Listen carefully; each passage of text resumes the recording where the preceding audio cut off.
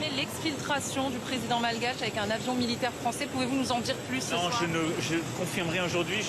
Je veux ici dire la grande préoccupation qui est la nôtre, dire l'amitié de la France à l'égard du peuple malgache. Et au fond, j'ai deux messages. Je pense qu'il est très important que l'ordre constitutionnel, la continuité institutionnelle soit préservée à Madagascar, parce qu'il en va de la stabilité du pays et des intérêts de la population aussi, pour que la communauté internationale puisse continuer d'aider. Parce que si l'ordre international et constitutionnel était rompu, on sait ce qui s'est passé, Madagascar l'a déjà vécu, ce serait évidemment les premières victimes seraient la population. Et à côté de ça, je veux dire ici, comme partout, qu'on regarde la jeunesse de ces pays avec beaucoup d'admiration, d'affection. On a une jeunesse qui s'est exprimée, qui est politisée, qui veut vivre mieux. Et ça, c'est une très bonne chose. Il ne faut simplement pas qu'elle soit récupérée par des factions militaires ou des ingérences étrangères. Et donc là, je veux ici redire au nom de la France notre affection à l'égard de Madagascar, notre attention et notre affection à l'égard de cette jeunesse et notre grande vigilance aux côtés de l'Union africaine, de la SADC, pour que la continuité institutionnelle et l'ordre constitutionnel soient respectés. France dégage. Les réactions anti-françaises se multiplient depuis la fuite du président Andry Rajoelina à Dubaï grâce à l'aide de son compère Emmanuel Macron. Il se trouve qu'un avion militaire français a contribué à aider à faire échapper le président malgache alors même qu'il était dans une situation assez complexe dans son propre pays. Des manifestations anti-françaises ont donc éclaté à Madagascar après que cette exfiltration d'Andry Rajoelina par un avion militaire français ait ravivé la colère contre l'ex-puissance coloniale avec des slogans comme « Dégage la France ». Alors c'est une information RFI qui en réalité a confirmé que le président malgache Andry Rajoelina a été exfiltré par un avion militaire français le 12 octobre 2025 et bien évidemment ceci grâce à un accord entre le président français Emmanuel Macron et son homologue malgache Andry Rajoelina qui, précisons-le, a pris la nationalité française il y a de cela quelques années, au motif, dit-il, que c'était pour permettre à ses enfants d'avoir de bonnes études. Ce qui en soi laisse penser, lui, le président, que son pays est tellement pourri qu'il ne veut pas que ses enfants étudient dans son propre pays, mais il les envoie à l'étranger. Et ça, c'est bien le drame de beaucoup de nos dirigeants africains.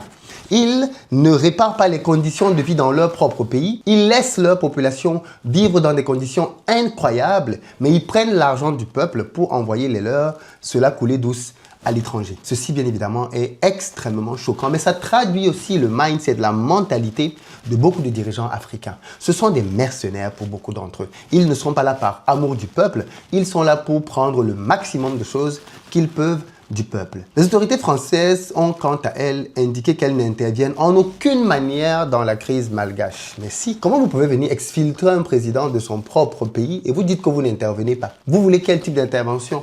Prendre des calaches et tirer sur les populations? En tout cas, le pays est secoué depuis le 25 septembre par des manifestations réprimées contre les coupures d'eau et d'électricité qui se sont muées en contestation contre le pouvoir et des appels à la démission du chef de l'État notamment. Alors il faut bien savoir que, à la base, c'était un mouvement des jeunes étudiants d'ailleurs qui sont descendus dans les rues pour se plaindre du fait qu'il y avait des coupures intempestives d'eau et d'électricité pendant parfois plusieurs jours. Comment peut-on vivre dans ces conditions? C'est impossible. Et bien dans ces conditions extrêmement difficiles, dans lesquelles il est très difficile de pouvoir vivre, les jeunes malgaches ont décidé de prendre les rues et d'aller se plaindre. Les mobilisations ont été rapidement suivies par les syndicats de plusieurs ordres pour mettre la pression sur le gouvernement. Au lieu de réagir en chef d'État qui aime sa population pour trouver des solutions, la solution a plutôt été la force et la répression et on a tiré sur des populations, 22 morts et des centaines de blessés. Mais la population a décidé qu'elle allait rivaliser avec les balles. La population malgache a décidé qu'elle allait rivaliser avec les balles. Peu importe ce qui allait advenir, elle n'allait pas baisser les bras. Et les jeunes sont descendus de plus en plus nombreux. Et ce qui devait se passer a commencé à se passer.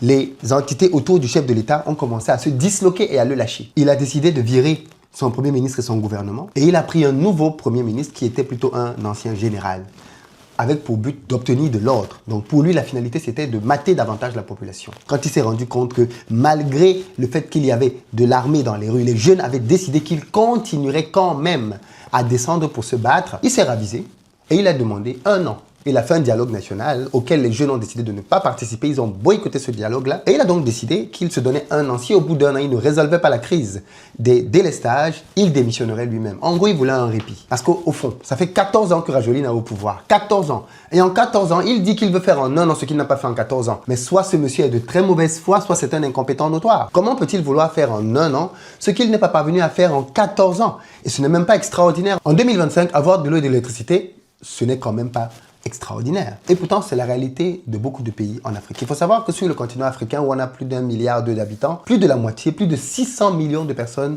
vivent dans le noir. Quelle tristesse quand on sait que ce continent a toutes les ressources qu'il faut pour pouvoir avoir de l'énergie en abondance et même en distribuer aux autres continents. Quoi qu'il en soit, la pression de la rue a continué de s'intensifier et le président malgache a donc décidé à ce moment-là de partir. Et c'est là où la chose devient intéressante, c'est que pour partir, il a décidé de faire appel à son homologue français, le président Macron. Il faut savoir que la France a colonisé Madagascar et le président malgache est très proche du président français.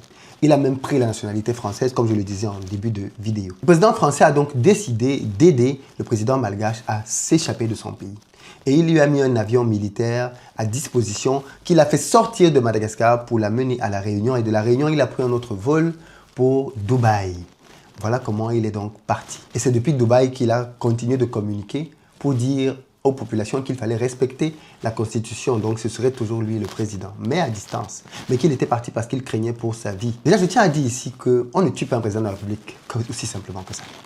Même si des assaillants avaient pris le palais, la probabilité est très faible qu'ils aient tué le président de la République. Parce que si vous tuez un président de la République de nos jours, alors là, ça va être très difficile pour vous. Mais vraiment très difficile. Avec tout ce qui va s'abattre sur vous en termes de répercussions internationales, ça va être très difficile. Vous ne pourrez même pas diriger le pays. Donc, tuer un président aujourd'hui, ça ne se fait pas. Je veux dire, même dans les endroits là où les gens sont descendus dans la rue, là ils ont même attrapé le président, on l'amène en justice, on le juge, on le met en prison, ce que vous voulez.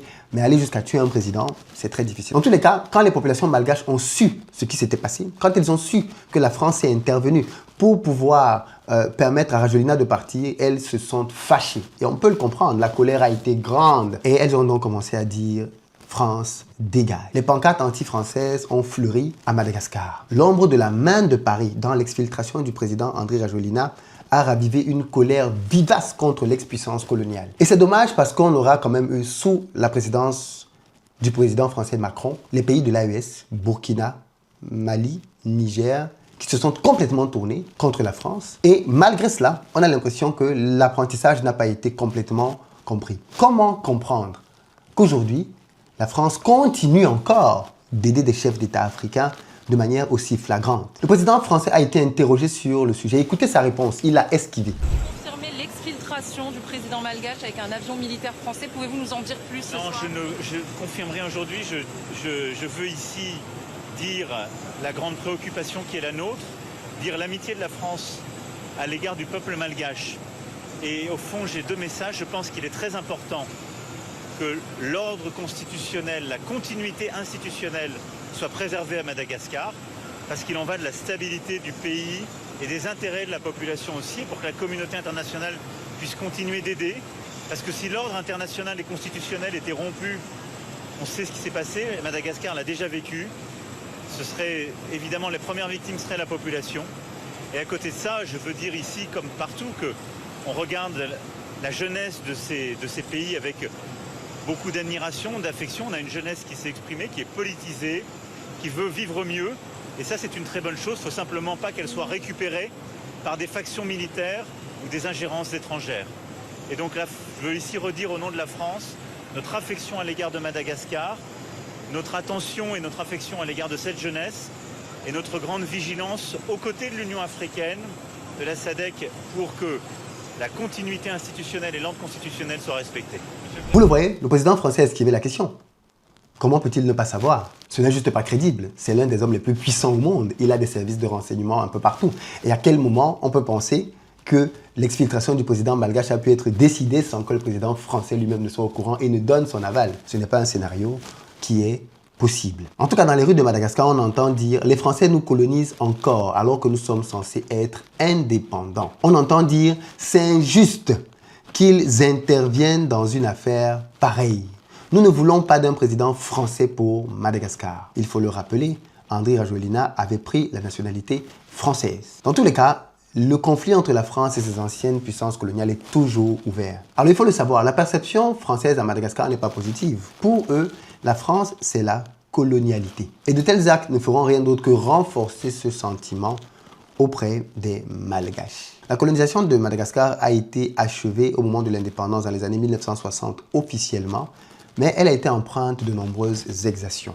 Rappelons-nous qu'il y a eu une forte répression dans le sang au moment de l'insurrection de 1947 au prix de dizaines de milliers de vies. Et cette perception, elle est toujours dans l'opinion publique et s'active en fonction de l'actualité simplement. En 2011, Andry Rajoelina, alors président de transition, dépourvu de reconnaissance internationale, a effectué une visite officielle en France où il a été reçu par le président Nicolas Sarkozy 2 ans après avoir renversé le pouvoir en place avec l'aide des militaires. En réalité, les gens n'ont pas pardonné à la France d'avoir donné à Andry Rajoelina une forme de légitimité à ce moment-là. Mais si le sentiment français est aussi présent, c'est aussi à cause des gros contrats comme celui du téléphérique d'Antananarivo ou encore de l'autoroute revenue à des acteurs économiques de l'Hexagone.